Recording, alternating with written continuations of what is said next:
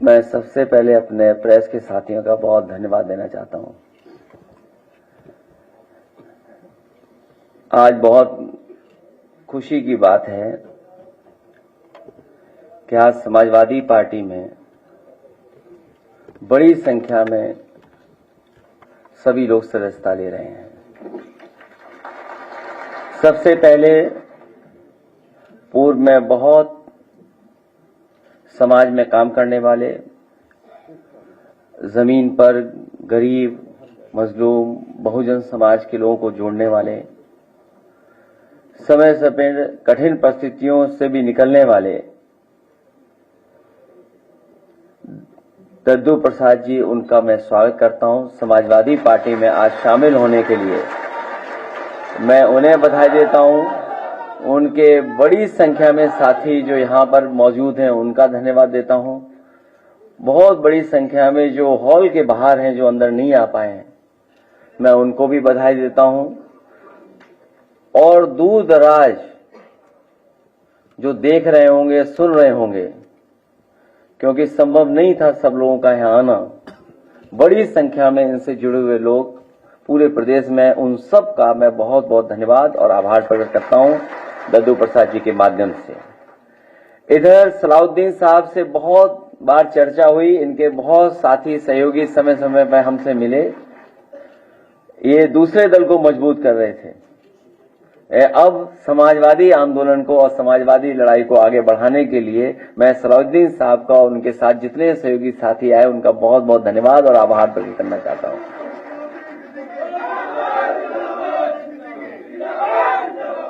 श्री देव रंजन नागर जी मेरे साथ पहले से जुड़े हैं और पार्टी के सिद्धांतों को, कार्यक्रमों को ठीक तरीके से समझते हैं। और आज जो राजनीतिक परिस्थितियां हैं और दुनिया में जिस तरह की राजनीति चल रही है, जिस तरीके से टेक्नोलॉजी और तमाम विचारधाराओं का प्रभाव डाला जा रहा है, उन सब चीजों को समझने वाले, मुझे खुशी है कि आज देव रंजन नागर जी समाजवादी पार्टी में आकर के हमारी पार्टी को मजबूत बनाने का काम करेंगे। भविष्य में सरकार कैसे बने, उस दिशा में लेकर जाएंगे। जगन्नाथ कुशवाहा जी पूर्व बसपा संस्थापक हैं, प्रदेश कार्यकारिणी समिति में हैं और उनके साथ बड़ी संख्या में लोग आए। मैं उनका भी बहुत बहुत धन्यवाद देता हूं। ये सभी साथी वो लोग हैं जो पीडीए की लड़ाई को, संविधान को बचाने की लड़ाई को, देश के कानून को बचाने की लड़ाई में, देश की अर्थव्यवस्था को बचाने की लड़ाई में, हमारे किसानों के सम्मान के लिए, जो हमारे दबे कुचले हैं, जो पीड़ित शोषित लोग हैं, जो बहुजन समाज के लोग हैं, उन सबको सम्मान दिलाने के लिए जो बड़े पैमाने पर भारतीय जनता पार्टी बेरोजगारी फैला रही है, महंगाई बढ़ा रही है, हमारे बाजार को खत्म कर रही है, उस लड़ाई में हमारा साथ देने के लिए आए। मैं इन सब का बहुत बहुत धन्यवाद और आभार प्रकट करना चाहता हूं।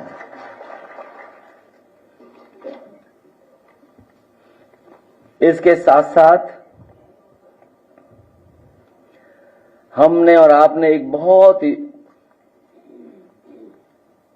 समय समय पर एक बहुत बड़ी योजना के बारे में सरकारी प्रचार सुनाव को देखा है। हम लोगों ने, भारतीय जनता पार्टी के लोग कभी नहीं थकते अपनी योजनाओं को बताने में।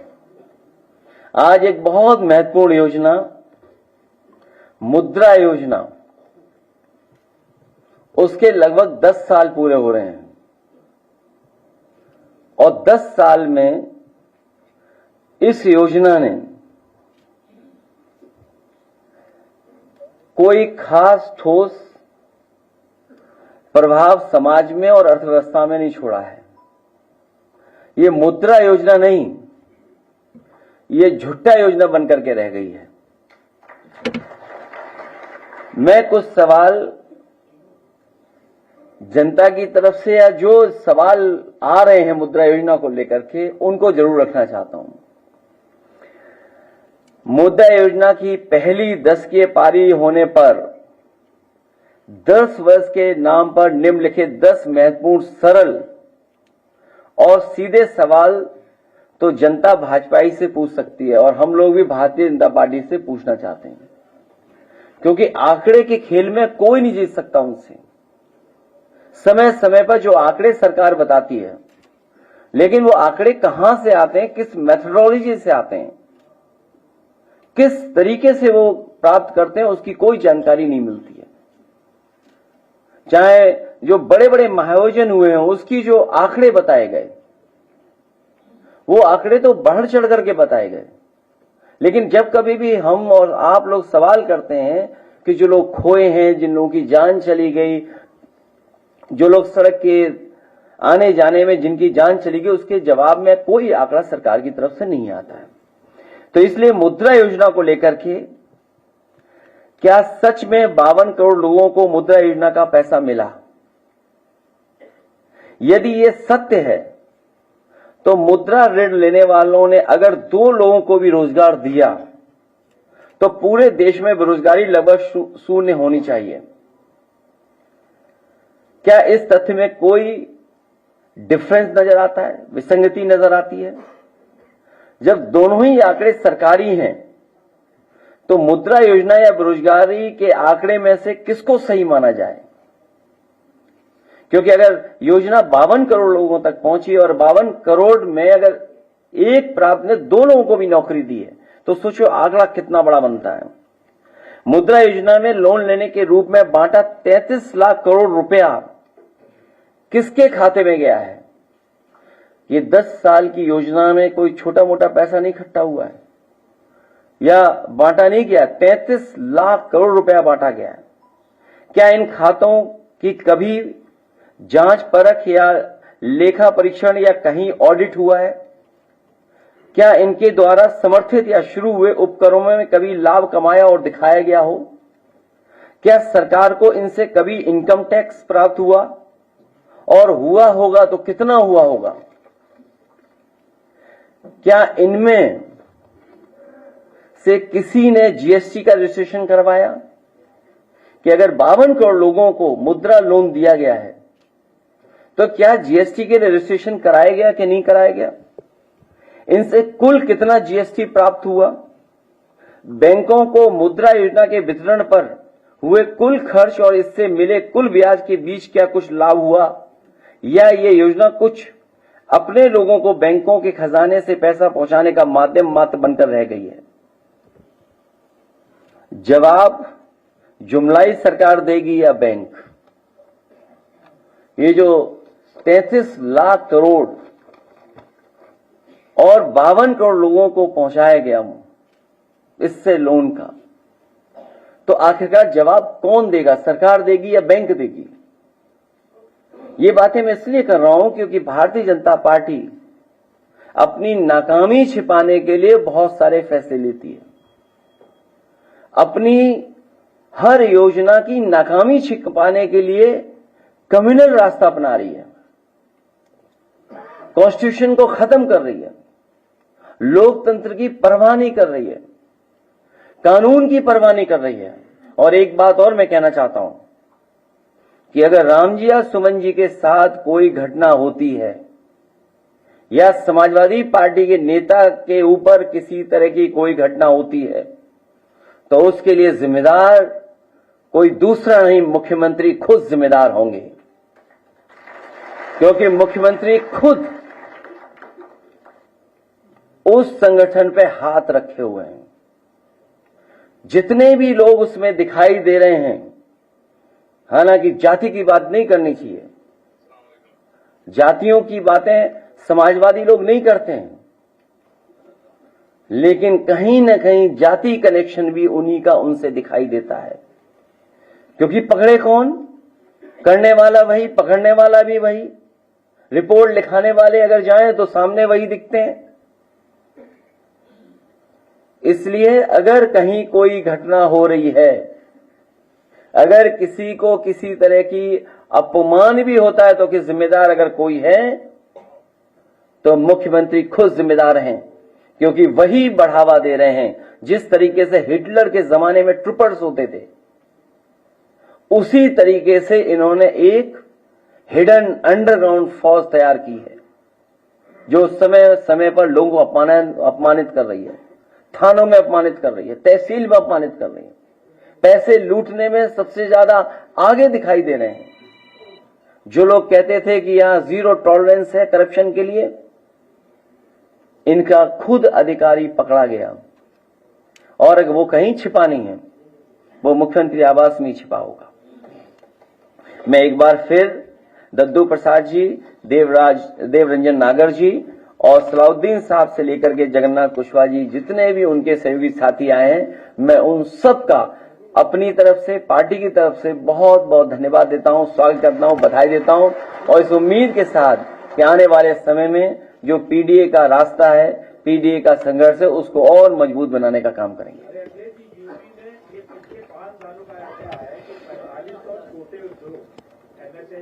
बंद हो गए, इससे 45,000 लोगों का जो है बेरोजगार हो गए, जबकि ये आंकड़ा इनका सरकारी आंकड़ा, जबकि ऐसा नहीं है। उत्तर प्रदेश में अभी एक कानपुर की फर्टिलाइजर कंपनी बंद होने की कगार पे उसने कहा कि मैं प्लांट बंद कर दूंगा और उससे भी काफी लोग जो है बेरोजगार हो रहे हैं। बेरोजगारी की क्या है प्रदेश में कि सरकार जो है इस पर तवज्जो न देके अपने दूसरे मुद्दों में भटका देती है। जो आप सवाल पूछ रहे हैं एमएसएमई का, ये मुद्रा लोन भी कहीं न कहीं उन्हीं कारोबारियों के पास पहुंचा होगा।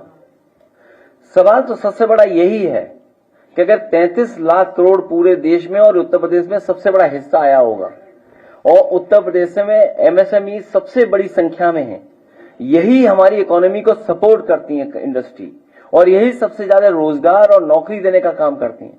अगर उसी इंस्टीट्यूशन को ये खत्म कर रहे हैं और इनकी गलत नीतियों के कारण हो रही हैं, तो उसी को छिपाने के लिए कम्युनल रास्ता अपना रहे हैं। और जब से ये अयोध्या हारे हैं, तब से ये और कम्युनल होते चले जा रहे हैं। हालांकि अगर वो सुने तो ज्यादा अच्छा लगेगा। अगर हम लोग उनकी टिप्पणियों को सुने, मैं तो कहूंगा कि अगर पूरा वीडियो किसी के पास हो तो थोड़ा समय लगेगा, तब तक वो हम लोग अपलोड कर लें या उसको यूट्यूब से निकाल लें।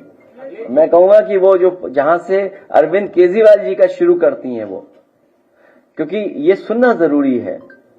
ये कॉन्फिडेंस या इस तरह की भाषा देने के लिए जो कॉन्फिडेंस मिल रहा है वो आखिर कहां से आ रहा है।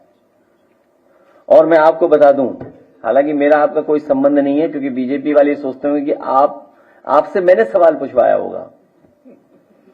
हालांकि वो विषय ऐसा नहीं है, लेकिन फिर भी मैं कह सकता हूं। अगर अपोजिशन वाले तारीखवार कहें तो एक अखबार दैनिक जागरण, मैं अपने सभी समाजवादी साथियों से कहूंगा, दैनिक जागरण को पढ़ना बंद कर दें, आप खरीदना बंद कर दें। उनके जितना कारोबार है उससे बिल्कुल अपने आप को जोड़े नहीं, दूर कर लें। आप इस तरह से बोल रहे हैं अभी सुन लो बेटा, क्योंकि तुम नए हो, और नया मैं इसलिए बोल रहा हूं क्योंकि पत्रकार साथी 8 बजे कोई सो के नहीं उठता। इनको जगाया गया था मेरे घर पहुंचाने के लिए। और एक और व्यक्ति है, अमरोहा का है कि मुरादाबाद का है, पत्रकार साथी जानते होंगे उसका नाम, मैं नाम स्लिप कर रहा हूं। वो दैनिक जागरण, और एक आईएएस अधिकारी अवनीश अवस्थी। मुझे कोई संकोच नहीं है, एक आईएएस अधिकारी अवनीश अवस्थी, उनके इशारे पर, मुख्यमंत्री के इशारे पर, ये जो टर्म आज मुख्यमंत्री यूज कर रही है, जो आप सवाल मेरे से पूछे हो, इस सब ने मिलकर के साजिश रची थी। और ये पीडीए परिवार के लिए कोई नई चीज नहीं है, इनको अपमानित होना ही पड़ता है। कोई ऐसा पीडीए परिवार का यहां बैठा ये नहीं कह सकता है कि समाज में कभी न कभी वो अपमानित न हुआ हो।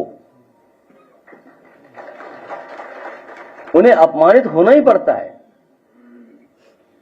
ये हम लोगों की लंबी लड़ाई है, और एक कोई मनु गड़बड़ आए थे, उन्होंने ये व्यवस्था की जिसकी वजह से हमें आज भी अपमानित होना पड़ रहा है। कोई ये मनु महाराज गड़बड़ कर गए जिसकी वजह से आज भी हम लोगों को अपमानित होना पड़ रहा है। और अगर वीडियो आ गया हो तो जरूर दिखाइए, ये चाल चरित्र और चेहरा भारतीय जनता पार्टी का दिखाई देगा आपको स्क्रीन पर।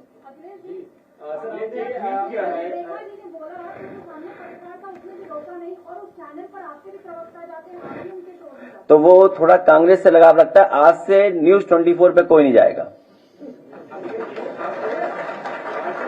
एरिया है, आप खासकर तब रामनवमी के मौके पर उत्तर प्रदेश के कई जिलों में कम्युनल टेंशन जैसी स्थिति बनी हुई है।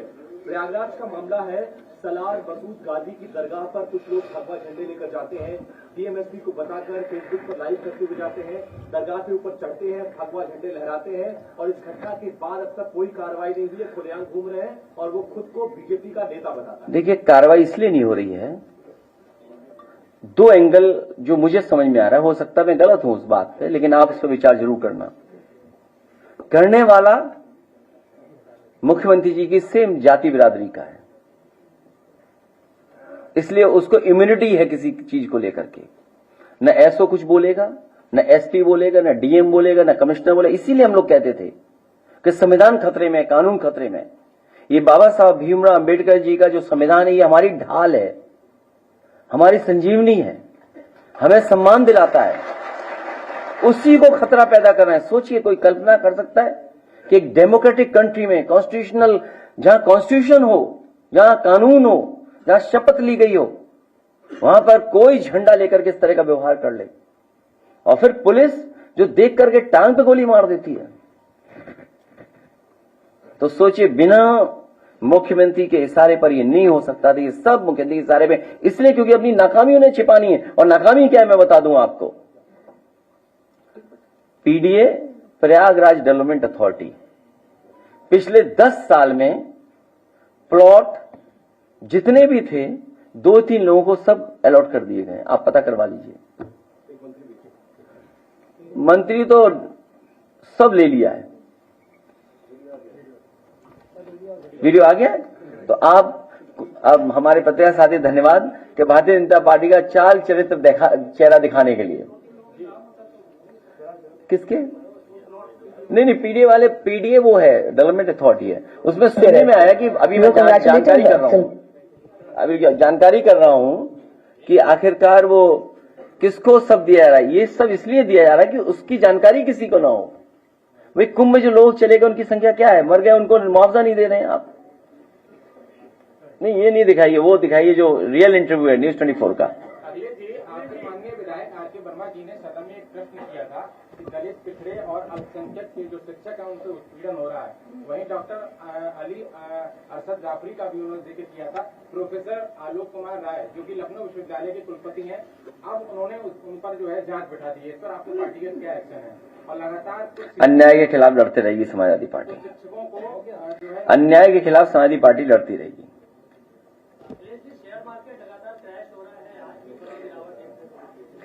जब अमेरिका से आप कुछ कर ही नहीं सकते हैं। मैंने आपको इसीलिए क्या, मुद्रा योजना नहीं, ये झुट्टल योजना है। और फिर इकोनॉमी बचाने का काम होना चाहिए। जो इकोनॉमी गिर रही है और अब संभलने वाली नहीं है, इसलिए नहीं संभलेगी कि जो अमेरिका जैसा देश आप पे इस तरह की पाबंदियां लगा रहा है और आपने मैन्युफैक्चरिंग सेक्टर के लिए कुछ नहीं किया, कुछ लोगों को लाभ पहुंचाया होगा। जब आप इन्वेस्टमेंट में ही पैसा ले रहे हो, इन्वेस्टमेंट कैसे आएगा? तो आपकी इकोनॉमी कहां है? आपको अपनी इकोनॉमी बेहतर करने के लिए अमेरिका से कुछ सीखना पड़ेगा। आपको भी चीन पर पाबंदियां लगानी पड़ेंगी। क्या सरकार पाबंदियां लगाएगी?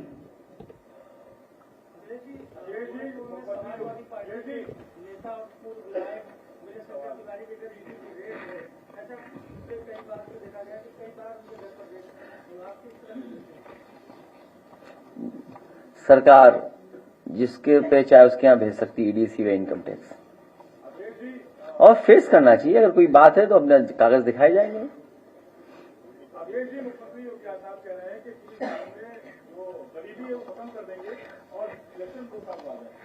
2 साल में भारतीय जनता पार्टी चली जाएगी, फिर गरीबी हटने का काम शुरू हो जाएगा। उससे आप ये कभी क्यों नहीं पूछते? जैसे हमारे पत्रकार साथियों 46 में 56 मुख्यमंत्री हैं, वो उनसे ये तो पूछो कि जीरो पॉवर्टी क्या है, कि केवल अधिकारियों ने बता दिया या ये इकोनॉमिस्टों ने बता दिया कि ये जीरो पॉवर्टी की लाइन है, इस पे आप बोलिए और इससे जीरो पॉवर्टी हो जाएगी। कैसे जीरो पॉवर्टी है? और वो सरकार पॉवर्टी खत्म करना चाहती है जो अभी तक ये न बता पा रही हो कि जिन लोगों को राशन दिया जा रहा है, जिन लोगों को राशन दिया है, उनकी पर कैपिटा इनकम क्या है।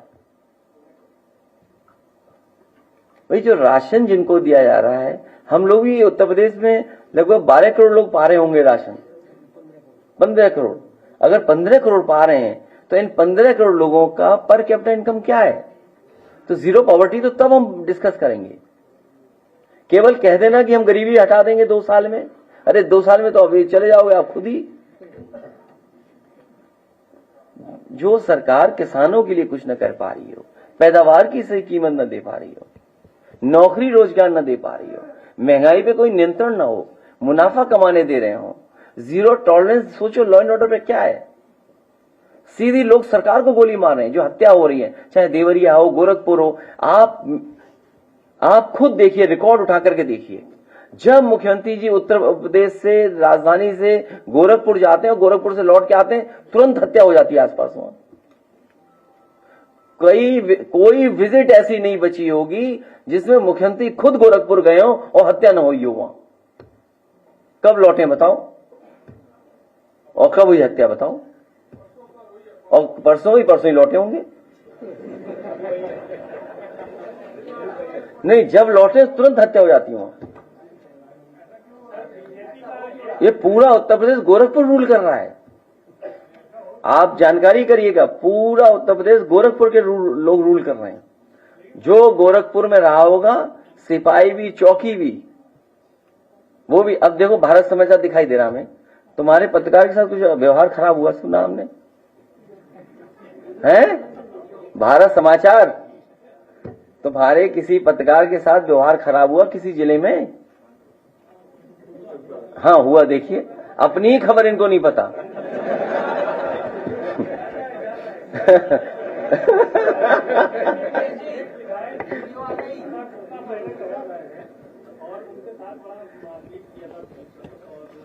तो मैं क्या कहूं बताओ बीजेपी के विधायक के लिए? हम उनकी रक्षा करें? अब सुनिए, चाल, चरित्र और चेहरा। अब आप देखिए, आवाज तेज कर देना। उस नेताओं के नाम लूंगा, आपके जहन में जो पहला शब्द या पहली लाइन आती है आपको मुझे वो बताना है।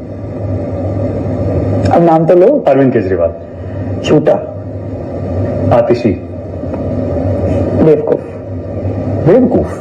उनको यही नहीं पता कि वो कहाँ जा रही है। जनता ने उनको मौका दिया है, दोबारा जीत के आई है। शांति से अपना काम करो ना, जीवन करो। काहे केजरीवाल की राह पे चल रही है? भगवंत मान।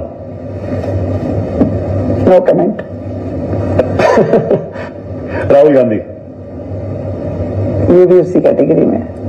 मतलब राहुल गांधी तो लीडर है ही नहीं। 99 सीट आई है इस बार। हाँ, तो उनके लिए थोड़ी ना, ये कांग्रेस का जो नाम पुराना है, पुरानी लीडरशिप जुड़ी है, लोग आज भी कांग्रेसी हैं। वो जो जिसे स्वतंत्रता के संग्राम से जुड़े हुए लोग हैं, उनको आज भी सब कांग्रेसी हैं, क्योंकि तब कोई और पार्टी होती नहीं थी। ओके। प्रियंका गांधी। प्रियंका गांधी सो मतलब good for nothing. Kanhaiya Kumar. हाँ, देश तोड़ो। नरेंद्र मोदी। देश जोड़ो। देश जोड़ो। अमित शाह। गजब है, गजब के शानदार ऐसे नेता जो डेयरिंग है, बिल्कुल जो कर पाने की, जिसके अंदर सारी हदें पार करके भी सच के साथ खड़े रहने की ताकत है। दोनों में ज्यादा कड़क कौन है, मोदी जी और अमित शाह में? संसद में तो अमित शाह जी ज्यादा कड़क दिखते। दोनों है, दोनों अपने फर्म हैं डिसीजंस को लेकर के। चीजें कोई दिखाता है, दिख जाता है, कोई दिख नहीं पाता है। ओके। मोहन भागवत। आदरणीय। अखिलेश यादव आए थे दिल्ली में प्रचार करने। टूटी चोर। कपिल मिश्रा आपके मंत्री। ईमानदार, सच के साथ जूझने की ताकत। अब बाकी आप समझ लो, हमें कुछ नहीं कहना। भाई ये बता, हम लोगों का, अगर ये दद्दू प्रसाद जी हैं, ये किसी मंदिर चले जाए तो मंदिर गंगा जल से धोया जाएगा। ये सच है, स्वीकार करो चाहे ना करो। और मैं चला गया था एक मंदिर में, वहां के ब्राह्मण मना कर रहे थे कि मत धो मंदिर, लेकिन भारतीय जनता पार्टी ने पूरा मंदिर धोया गंगा जल से। और हमारे पत्रकार साथी जो जानते होंगे कि मुख्यमंत्री आवास जब खाली हुआ, वहां भी गंगा जल से धोया गया था। तो ये जितने बैठे लोग हैं, अगर ये मंदिर चले आए तो इन गंगा जल से धोया जाएगा। ये आप लोगों के प्रति नफरत दर्शाती है? मैं कुछ नहीं कहूंगा। ये आप मैं लोगों कुछ के नहीं। प्रति नफरत दर्शाती है सरकार की कि पीडीए और विपक्ष के नेताओं से नफरत की जा रही है। नहीं, पीडीए के लोगों को ये परेशानी, ये तकलीफ हमेशा उठानी पड़ती है, इसीलिए हम लोग एकजुट हो रहे हैं। मैंने पिछली बार भी सवाल किया था पत्रकार साथियों से कि मुख्यमंत्री जी कह रहे थे कि 80-20 की लड़ाई है, तो मैं जानना चाहूंगा मैं 20 में हूं कि 80 में हूं। और मैं उन्हें बताना चाहता हूं, दूसरी बात बताना चाहता हूं, अगर 80-20 की लड़ाई का गणित उनके पास है तो ये लड़ाई 80-20 की नहीं है, ये लड़ाई 90-10 की है। पीडीए जिंदाबाद, पीडीए जिंदाबाद,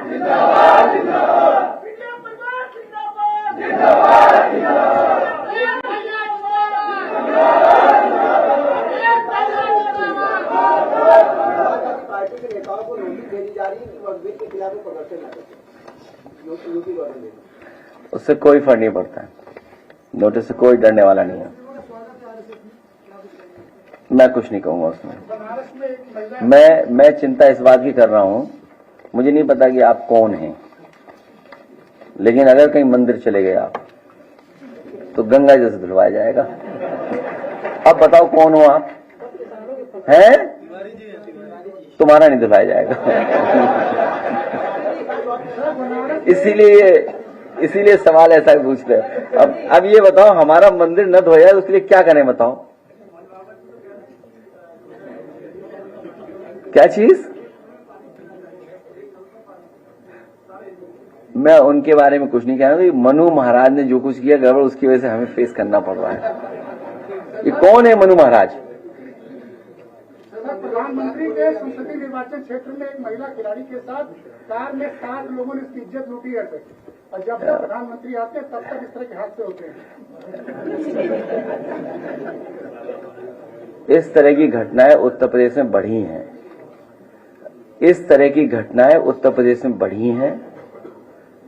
पूरा प्रशासन, पुलिस, जो सुरक्षा होनी चाहिए, जिस तरह का इंतजाम होना चाहिए, पुलिसिंग होनी चाहिए, वो कुछ भी सरकार नहीं कर रही है। जब पुलिस से आप दूसरा काम लोगे तो आप उससे कैसे उम्मीद करोगे कि लॉ एंड ऑर्डर पे वो पुलिस काम करे? एक आध घटनाएं नहीं, कितनी घटनाएं। अभी कल ही जब हम लोग बैठे थे या परसों, पुलिस के खिलाफ पुलिस एफआईआर लगा रही, पुलिस ही ढूंढ रही है पुलिस को, और पुलिस को पकड़ के ला रही पुलिस। ये है उत्तर प्रदेश। बताइए, who is this Abhishek Prakash? वो तो मुख्यमंत्री आवास में होंगे कहीं। किसानों को मुआवजा नहीं दिया जा रहा है सर। प्रधानमंत्री की रैली के लिए जिस जमीन पे फसल काटी गई है, वहाँ बटाई के लोग खेती कर रहे थे, क्या? उनको मुआवजा नहीं। एक मिनट। अच्छा, आप कौन पहले पूछेगा? अच्छा, पहले आप पूछ लो। सरकार की मंत्री बिजरानी महोदय, उन्होंने मुख्यमंत्री को पत्र लिखा है, मांग की है कि आगरा का जो शाहजहां गार्डन है उसका नाम बदलता है, के नाम पर कर दिया है। प्रसिद्धि बहुत कॉन्फिडेंट। मैं इस बात में और बात ऐड कर दूं, उन्हें मुख्यमंत्री बना दो, मांगना ही नहीं पड़ेगा किसी से। वो गवर्नर बन करके विधायक बनी, फिर मंत्री बनी। वो मंत्री बनने के लिए नहीं आई थी, वो मुख्यमंत्री बनने के लिए आई थी। इसलिए आप हमको उनके सामने भी नहीं जाना, बीजेपी नहीं, नाम हमारा आपका भी बदल दें। वो किसका नाम बदलोगे तुम? आप सोचिए, आप कभी आप खुद सोचिए, बीजेपी अपने नेताओं का भी सम्मान करने के लिए कोई बड़ी योजना नहीं बना पाई, खासकर यूपी में। अभी जो मैच हो रहा था आईपीएल का, वो किसके नाम पे रखा गया बताइए? वो भगवान विष्णु के नाम पे था, एकाना स्टेडियम। लेकिन बीजेपी ने कोई बड़ा काम नहीं किया, क्योंकि उन्हें अपने नेता के नाम पे कुछ बनाना था, करना था, उन्होंने उसी स्टेडियम का नाम बदल दिया। सोचिए, भगवान से आगे है बीजेपी। दूसरा, नेताजी और समाजवादी पार्टी ने, हम लोगों ने मिलकर के वर्ल्ड क्लास एक कैंसर रिसर्च इंस्टीट्यूट बनाया। और कैंसर रिसर्च इंस्टीट्यूट इसलिए बनाया कि हमारे गरीबों को इलाज के लिए दिल्ली, बंबई या बड़ी बड़ी जगह जाना पड़ता है और कैंसर का इलाज बहुत महंगा है, कोई अफोर्ड नहीं कर सकता है। और कैंसर का इलाज एक बार शुरू हो जाए तो उसको लगातार करना पड़ता है। वो भी चक गजरिया के नाम पे था, किसी के नेता के नाम पे नहीं था। हमें कोई दुख नहीं है, न कोई नाराजगी है कि आपने कल्याण सिंह जी के नाम पे कर दिया, लेकिन कम से कम वहां पर फंड्स तो हो, इलाज तो हो गरीब का फ्री। लोक भवन, पूर्व प्रधानमंत्री अटल बिहारी वाजपेयी जी बड़े अकेले खड़े होकर बोर हो रहे होंगे। समाजवादी सरकार बनेगी, 2 महापुरुषों को और उनके साथ खड़ा करेंगे जिससे वो बोर ना हो।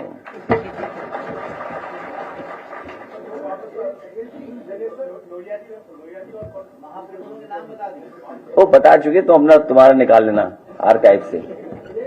ये भी नया है पत्रकार, बहुत दिनों बाद आया या नया आया? नए आए हो? कितने दिनों से आ रहे हो? वो पहले 2 साल पहले हुआ होगा, 2 साल पहले ये बात हुई होगी। 2 साल पहले नहीं आए होगे। हाँ, 2 साल पहले नहीं आए होगे। बनारस में जो मुआवजा दिया गया है, जिसके नाम जमीन उसको दिया गया है, लेकिन उस जमीन पे लोग बटाई पर खेती कर रहे थे, उनको मुआवजा नहीं दिया गया है। तो ये एडमिनिस्ट्रेशन को देखना चाहिए। एडमिनिस्ट्रेशन को ये कम से कम ध्यान देना चाहिए कि जो बटाई पे जो लोग लिए उनका नुकसान ना हो, और आय जितनी दोगुनी की बात की उतनी उनको दे पैदावार की पैसा।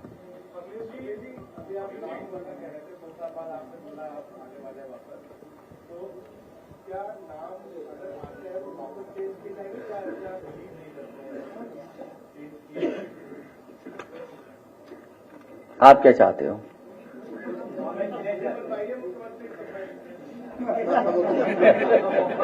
सभासद से शुरू करो, इनको सभासद की टिकट दी जाएगी, फिर मुख्यमंत्री का सपना देखना। पत्रकार कोटा में मकान है और कुछ चीजें हैं, वो नहीं है। नहीं, नाम हर एक के नहीं बदलने चाहिए। देखिए, एक एम मिल जाइए इसका नाम।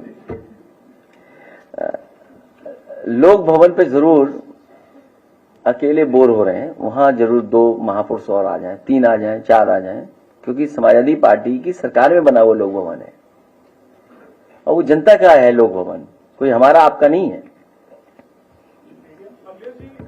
स्टेडियम नए बनाएंगे, अब नए स्टेडियम बनाएंगे, इससे बेहतर नए शहरों में बनाएंगे जहां मैच और जगह भी हो पाए। वो नेताजी के समय से मैंने भी फंड दिया, नेताजी ने फंड दिया, पता नहीं क्यों रोक रखा है इन्होंने। क्योंकि मुख्यमंत्री जी क्रिकेट खेलते हैं तो 3 टप्पे के बाद बैट मारते हैं बॉल पे।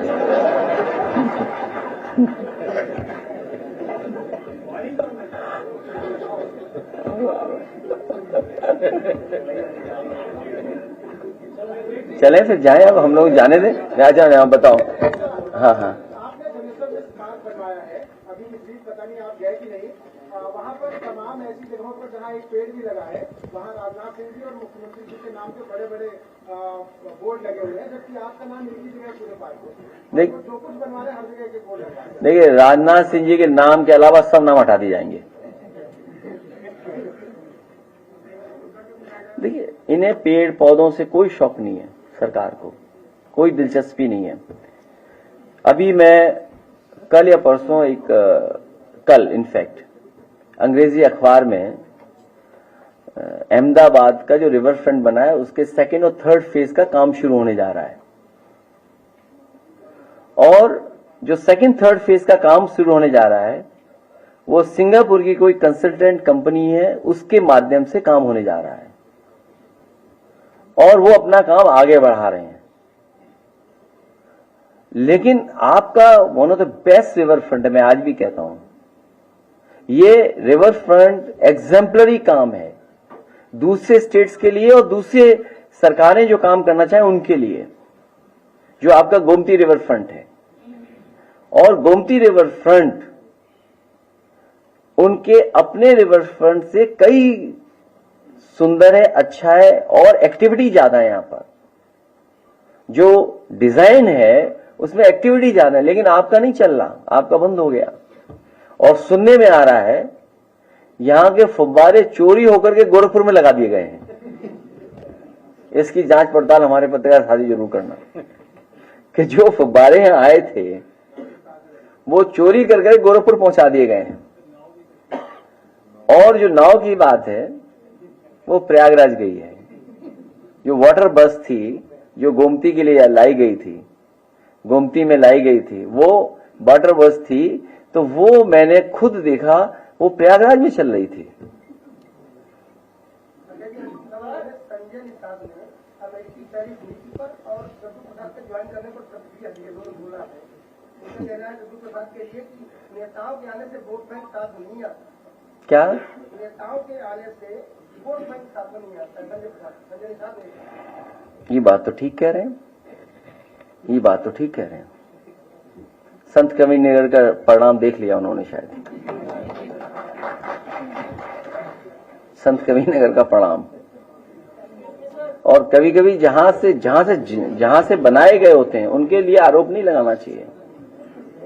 एमपी समाजवादियों ने बनाया था, कंफ्यूजन ना हो उनको। अब वो बीजेपी नहीं छोड़ सकते हैं। बीजेपी ऐसी पार्टी है, एक बार पकड़ लेती है फिर बीजेपी नहीं छोड़ सकती। आपको अपना सिद्धांत, कार्यक्रम, योजनाएं छोड़नी पड़ेंगी। बीजेपी नहीं छोड़ सकते आप आरक्षण वाली लड़ाई छोड़ दोगे, सम्मान वाली लड़ाई छोड़ दोगे, गंगा जल से नहाने वाली लड़ाई छोड़ दोगे।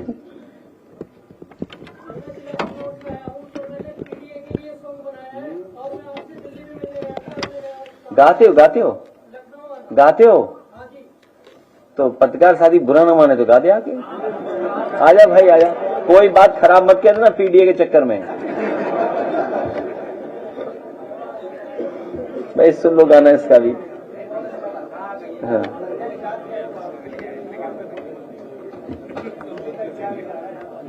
मैंने आपसे कहा बीजेपी ऐसा जकड़ लेती है कि अपना आरक्षण आंदोलन, आओ बेटा यहाँ माइक पे गा दो।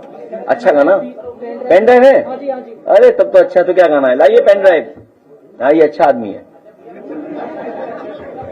दे दो पेन ड्राइव। है क्या चीज?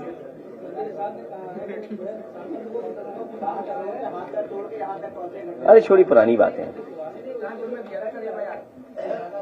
इशू और है। अब इशू देखिए फार्मर का है, किसान का है इशू। किसान दुखी बैठा है, बताओ। इटावा में टमाटर पे वो चला दिया उसने। हाँ सोचिए आप, टमाटर है, कोई व्यवस्था नहीं। अभी गेहूं नहीं खरीदा जा रहा। आप बताओ गेहूं कौन खरीदा? प्राइवेट कंपनियां खरीद रही है, सरकार प्राइवेट से खरीदवा रही है। और तर्क क्या दे रही है? क्योंकि मार्केट में वैल्यू ज्यादा मिल रही है किसान को, इसलिए प्राइवेट में जाने दो। क्योंकि उन्हें उसकी वजह से नहीं, जो आप आटा खरीदोगे मुनाफा प्राइवेट कंपनी आटा से कहेंगी, जो पैक्ड आटा है। बड़ी बड़ी कंपनियां जो आ गई हैं आटा बना रही हैं, तो वो मुनाफा सरकार कमाने दे रही है। यही व्यवस्था खराब है। जो आप कह रहे थे अपनी अर्थव्यवस्था को कैसे संभालोगे, हमें आपको मिलकर के अपनी अर्थव्यवस्था सुधारनी पड़ेगी। जैसे कि आप अभी जब 44 पुलिस भर्ती संपन्न हुई और में उन्होंने बीते 13 तारीख को अपना जो फाइनल रिजल्ट जारी किया, उसमें एससी कैटेगरी जिसमें कटाप 196 थी और ओबीसी की 216 थी, उनमें एससी कैटेगरी से बिलोंग करता हूँ जिसमें नंबर 205+ है। फिर मेरा फाइनल मेरिट में नाम नहीं है। मैं अकेला नहीं सर, हमारे ऐसे हजारों भाई हैं जो ज्यादा नंबर होते हुए भी एससी ओबीसी के, उनका फाइनल मेरिट में नाम नहीं है। ये जो साथी कह रहा है, क्या नाम बेटा? गोविंद जो बात कह रहा है एकदम ठीक बात